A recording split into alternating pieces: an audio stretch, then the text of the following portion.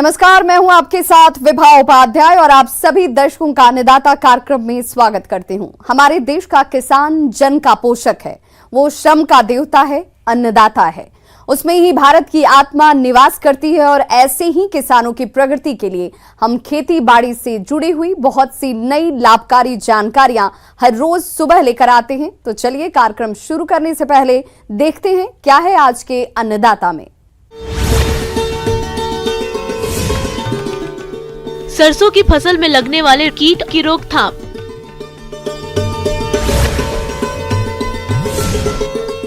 Strawberry की खेती से किसान कमा सकते हैं अधिक मुनाफा।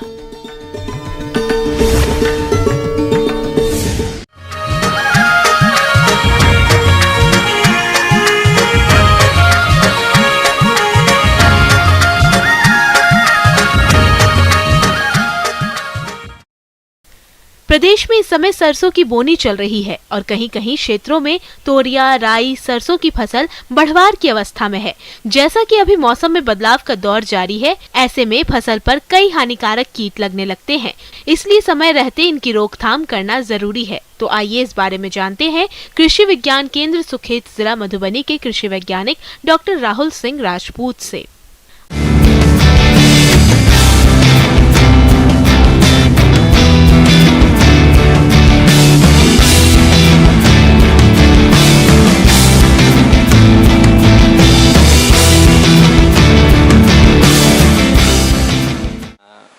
तो किसान भाइयों, जिस प्रकार हम देखते हैं कि किसी भी फसल में रोग और कीट एक महत्वपूर्ण कारक होते हैं फसल उत्पादन को प्रभावित करने वाले।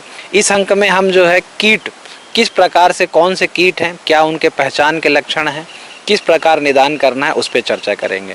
तो सरसों की प्रमुख जो फसल है, इसमें हम देखें तो 2 या 3 ऐसे कीट हैं जो प्रमुख रूप से इसको क्षति पहुंचाते हैं। इसमें जो सबसे प्रमुख कीट है उसको हम अपनी सामान्य भाषा में चेपा या एफिड के नाम से जानते हैं।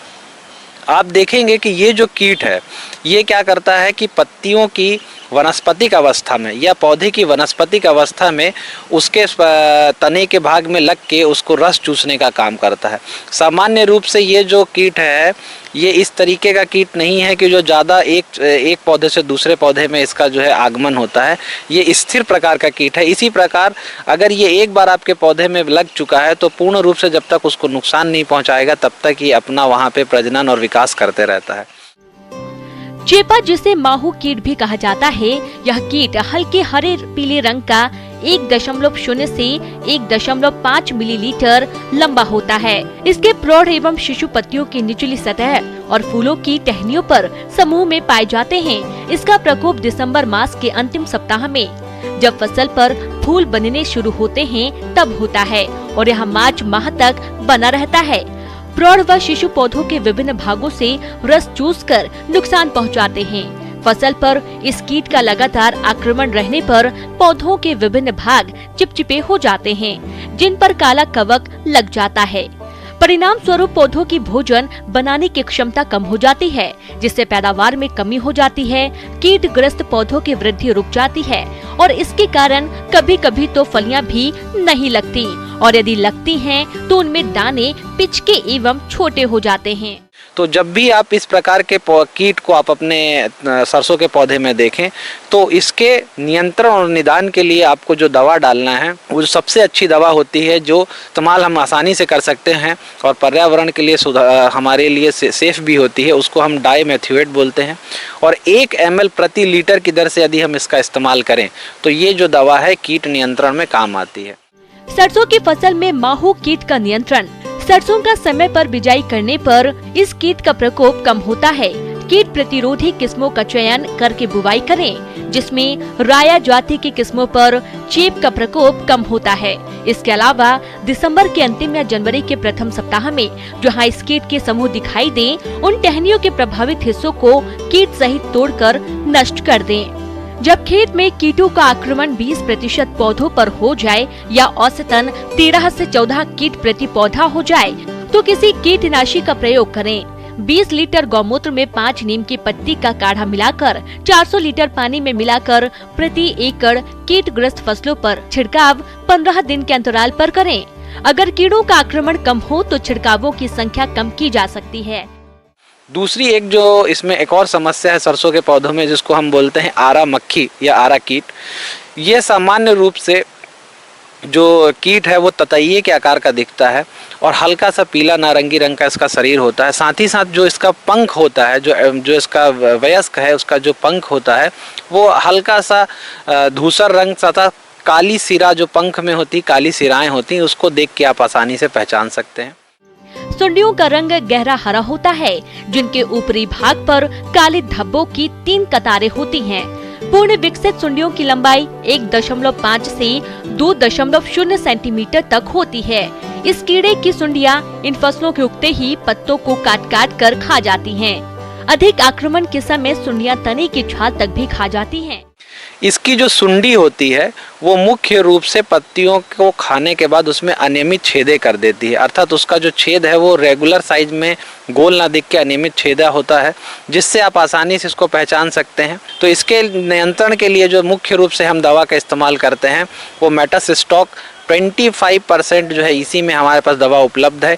इसका जो है 1.5 ml प्रति लीटर जल में हम इसको मिलाकर यदि इसका छिड़काव करें तो इस दवा के उपयोग से हमारे जो है सरसों में इस फसल कीट का जो है प्रकोप कम हो सकता है। हम लगातार अपने किसान भाइयों को यही सलाह देते हैं कि दवा का इस्तेमाल वो या तो सुबह या तो शाम के समय करें। गर्मियों में खेत की गहरी जुताई करें। कम संख्या में सुंडियां हो तो उन्हें पकड़कर नष्ट कर दें। फसल की सिंचाई समय पर करें, जिससे कीड़े की सुंडियां पानी में डूबकर मर जाती हैं। फसल में इस कीड़े का अधिक प्रकोप होने पर 20 लीटर गौमूत्र में 5 नीम की पत्ती का काढ़ा 200 लीटर पानी में मिलाकर प्रति एकड़ छिड़काव करें। कई बार हम देखते हैं कि किसान भाई जो हैं एक बार दवा का इस्तेमाल करने के पश्चात पुनः उसकी पुनरावृत्ति नहीं करते, जिसके कारण दोबारा से जो है रोग या कीट का प्रकोप फिर से बढ़ जाता है। तो आज के इस अंक में इतनी ही बातें, अगले अंक में फिर आपसे मुलाकात होगी। किसान भाइयों, अब लेते हैं एक छोटा सा ब्रेक।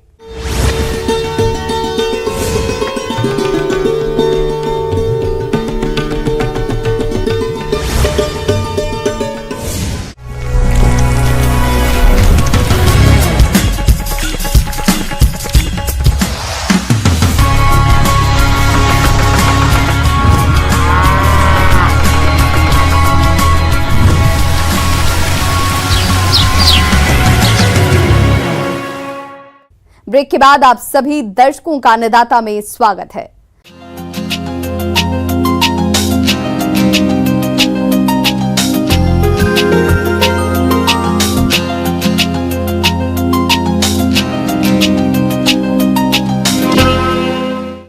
हमारे प्रदेश बिहार में स्ट्रॉबेरी की सफल खेती की असीम संभावनाएं हैं और ऐसा यहाँ के वैज्ञानिकों और किसानों ने साबित करके भी दिखाया है।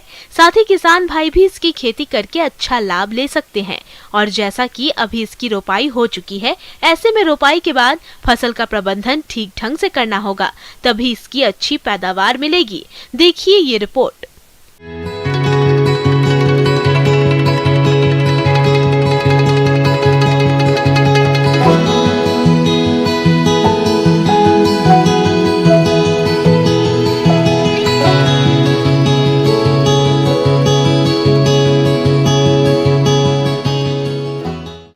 स्ट्रॉबेरी की खेती जलवायु में काफ़ी अच्छी होती है।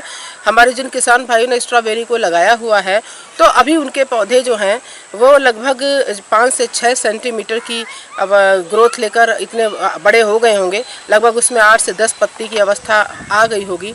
और अच्छी वनस्पतिक वृद्धि के लिए इस बात का विशेष रूप से ध्यान दें कि जो खेती की जाती है स्ट्रॉबेरी की, वो मल्चिंग विधि से की जाती है। पलवार बिछाना स्ट्रॉबेरी उत्पादन में ये महत्वपूर्ण प्रक्रिया है। ये कार्य जमीन की ऊपरी सतह पर सूखे पत्तों, टहनियों या घास फूस से ढककर किया जाता है, परंतु आजकल पलवार बिछाने के लिए अधिकतर प्लास्टिक मल्च का इस्तेमाल किया जाता है। स्ट्रॉबेरी में इसका प्रयोग करने से फल सीधे मिट्टी के संपर्क में नहीं आते, इससे फलों को सड़ने से बचाया जा सकता है। साथ ही खरपतवारों का नियंत्रण करने एवं सिंचाई की आवश्यकता को कम करने का कार्य ये करती है।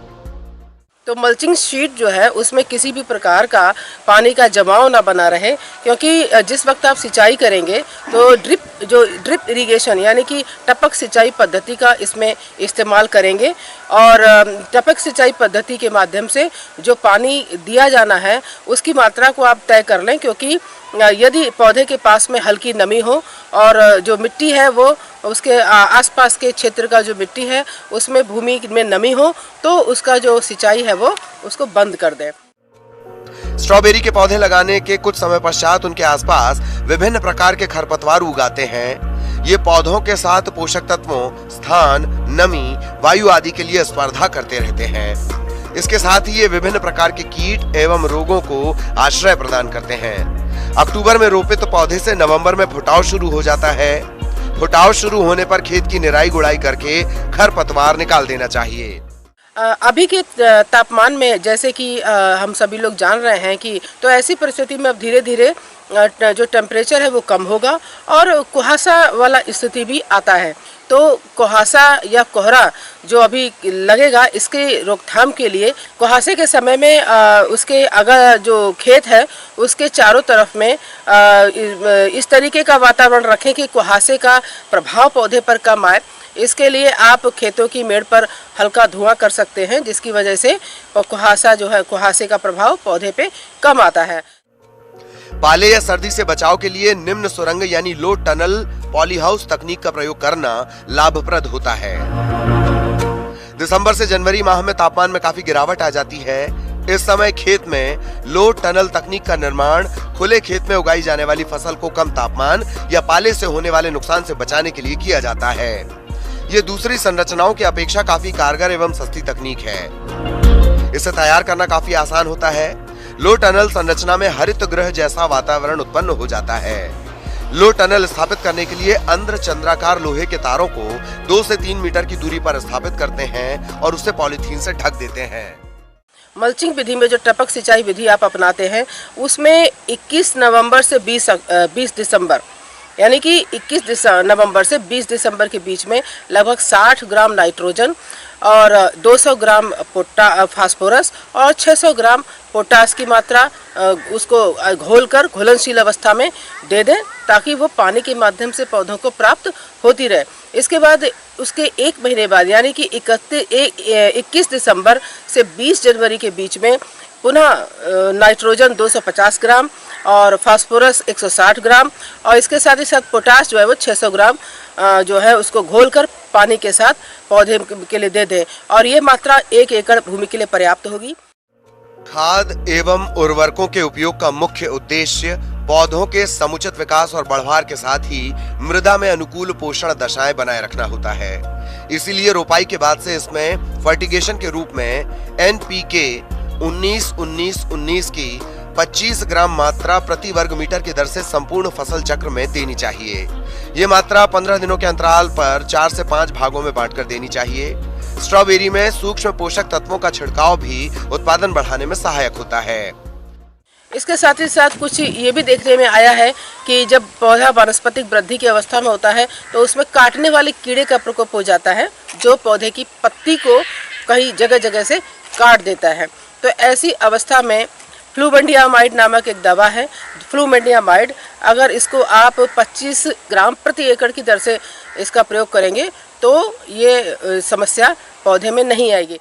पर्णजीवी थ्रिप्स ये सूक्ष्म आकार का 1 मिलीमीटर से छोटा हल्के पीले भूरे रंग का कीट होता है।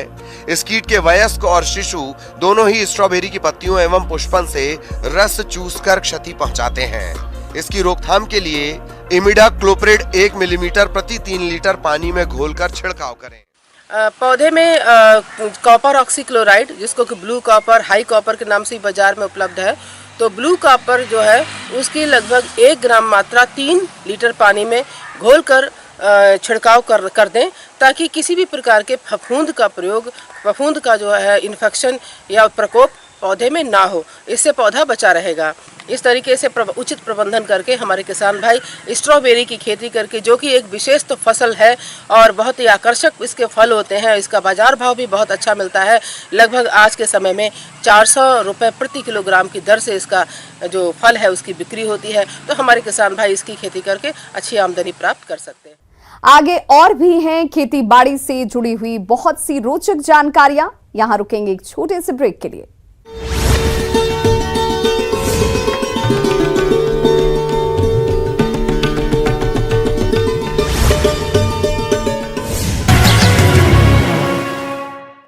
ब्रेक के बाद एक बार फिर से आप सभी दर्शकों का अन्नदाता कार्यक्रम में स्वागत है।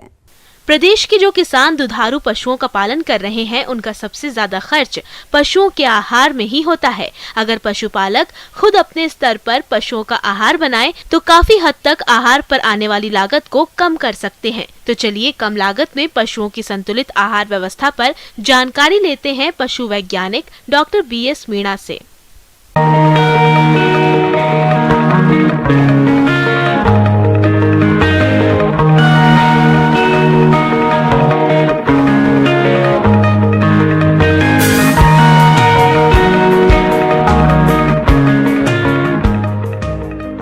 इस समय हमारे पास 176.3 मिलियन टन दूध पैदा हो रहा है और हम वर्ल्ड में प्रथम स्थान पर हैं।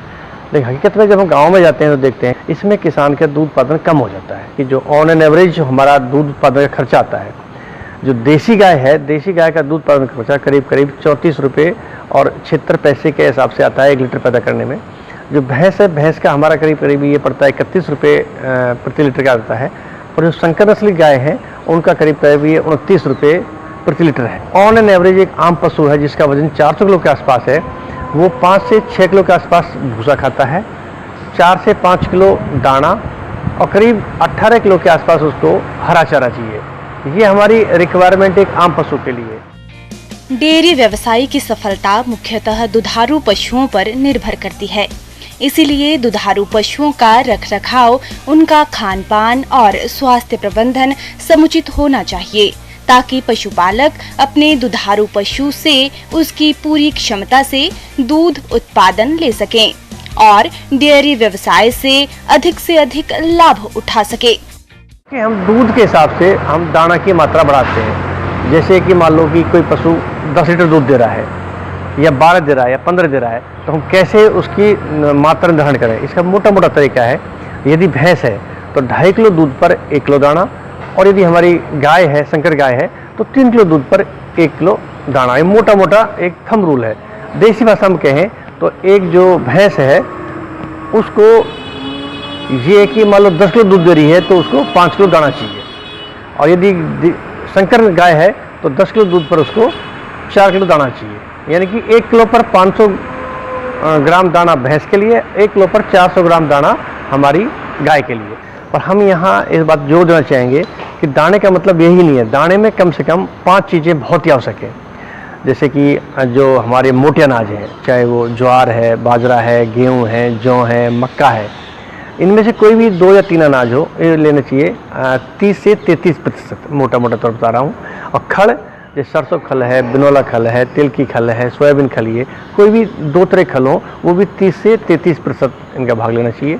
इसके अलावा जो हमारे पास चुर्री है या चोकर है, इसको 30 से 33%, ये तीनों चीज़ मुख्य हैं। ये मोटा तौर पे 1/3 भाग लेना चाहिए। और 2% हम लेते हैं मिनरल मिक्सचर, जिसे हम खनिज मिश्रण कहते हैं। ये बाज़ार में आमतौर पर मिल जाता है, 80 से 100 रुपये किलो के हिसाब से ये मिल जाता है, खरीद सकते हैं। और इसमें 1% हम मिलाते हैं साधारण नमक। इस तैयार राशन में से दूध के हिसाब से, जैसे देसी हमारे पास गाय हो या भैंस हो, भैंस की बात करें तो भैंस की जैसे कि फैट % ज़्यादा होती है तो उसको ज़्यादा दाना चाहिए। यानी कि 1 किलो दूध पर आधी किलो दाना हमें ये देना है, जो 5 तत्वों से मिलकर बना है। और जो हमारी संकर गाय है उनको ये 400 ग्राम दाना देना है। आमतौर पर जो देसी गाय है या हमारी जो भैंस हैं, इनके में दूध में वसा की मात्रा ज़्यादा होती है, तो इनको हमें ज़्यादा दाना देने की ज़रूरत है। दुधारू पशुओं को साफ और स्वच्छ ताज़ा पानी पिलाना चाहिए। पशु को पानी की आवश्यकता वातावरण की दशा और उसको दिए गए आहार पर निर्भर करती है। हरे चारे में पानी की मात्रा अधिक होने से पशु कम पानी पीते हैं, परंतु दुधारू पशुओं को गर्मियों में कम से कम 4 बार और सर्दी में 2 बार ताज़ा पानी जरूर पिलाएं। दुधारू पशु के उत्पादन का सीधा संबंध उसको दिए गए आहार से होता है, क्योंकि पशु को दिया गया आहार उसके पालन, दुग्ध उत्पादन और गर्भाशय में पल रहे बच्चे के काम आता है। यदि पशु गर्भित है तो प्रत्येक दुधारू पशुओं को समयबद्ध ताज़ा स्वच्छ भरपेट चारा देना चाहिए और इससे आपका पशु स्वस्थ रहेगा और अधिक दूध देगा, जिससे फायदा अधिक होगा।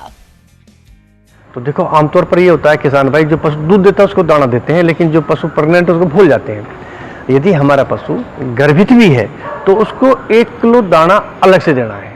इससे क्या होगा कि जो पशु अपना दूध उत्पादन नहीं दे रहा है, लेकिन अंदर की जो क्षमता है, जैसे कि हम पशु के जनन कहते हैं, जैसे बच्चेदानी है, अंडादानी है, गर्भाशय है, तो इनका विकास ढंग से होगा और अगले ब्यात में अच्छा दूध देगी। 100 किलो वजन पर हम 2.5 से 3 किलोग्राम शुष्क पदार्थ हम देते हैं।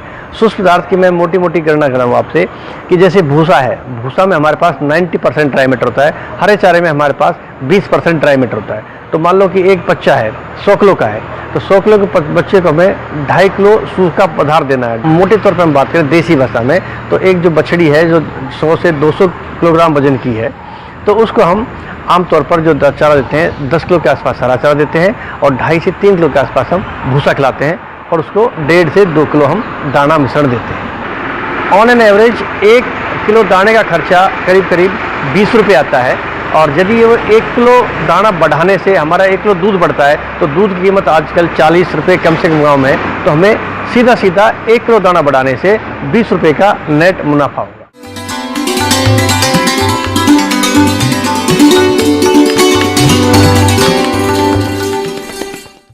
आइए जानते हैं अन्नदाता निःशुल्क फोन के माध्यम से पूछे गए समस्याओं का समाधान।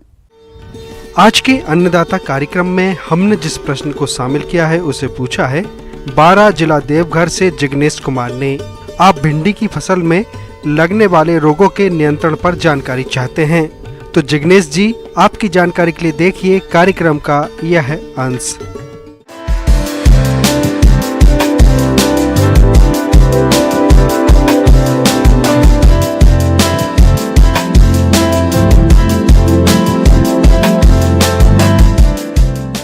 कि आप लोग बरसात में सब्जी के रूप में भिंडी को उगाते हैं।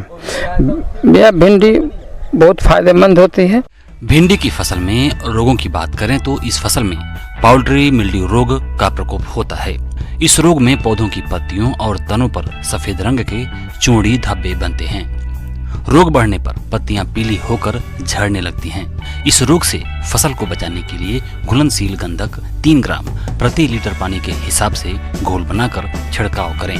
आवश्यकता होने पर 10 से 15 दिनों के बाद दोबारा छिड़काव कर सकते हैं। आप देखेंगे कि जब आपका पौधा जो जड़ लगाते हैं तो जड़ गल जाता है। उस जड़ गल जाता है या कॉलर रोड के पास जमीन के आसपास पौधा माने सड़ जाता है, जिससे आपका पौधा सड़ जाता है। कुछ देखते हैं पत्ती पर फफूंदनुमा उसमें वृद्धि होता है, जिससे आपका फोटोसिंथेसिस प्रकाश संश्लेषण क्रिया कम जाता है। वह फफूंद पूरे आपके पत्ती को ढक लेता है।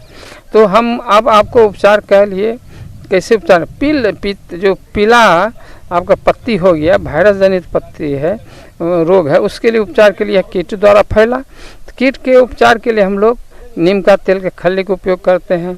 दूसरा है कि हम इमिडाक्लोपीड कीटनाशक आजकल व्यवहार में बहुत हो रहा है, तो इसका उपयोग करते हैं। तो नीम का तेल का उपयोग करने के लिए हम कहते हैं कि 1 लीटर पानी लीजिए, 5 ml दवाई लीजिए, 5 मिलीलीटर नीम का तेल लीजिए, घोल के छिड़काव कर दीजिए। यह छिड़काव प्रत्येक सप्ताह आपको करना पड़ जाता है। जबकि कीटनाशक जो इमिडाक्लोपीड है उसका 1 ml लीजिए, 1 मिलीलीटर लीजिए, 1 लीटर पानी में 3 लीटर पानी में डालिए और छिड़काव कीजिए। भिंडी की फसल को रोगों से बचाने के लिए कुछ और उपायों को भी अपनाना जरूरी है, जैसे कि बुआई से पहले रोगरोधी किस्मों का चयन करें। बुआई से पहले बीज को 2 ग्राम कार्बेंडाजिम से प्रति किलोग्राम बीज की दर से उपचारित करें। खेत में खरपतवारों का उचित प्रबंधन करें। खेत में जल निकास का प्रबंध रखें और अधिक सिंचाई से बचें और समय समय पर खेतों की निगरानी करते रहें। सरने लगता, धब्बा आ जाता है तो वहाँ फफूंदनाशक जो भी बताए डायथेन 45 उसका छिड़काव करने से आपके यह रोग भी धब्बा वाले रोग खत्म हो जाता है।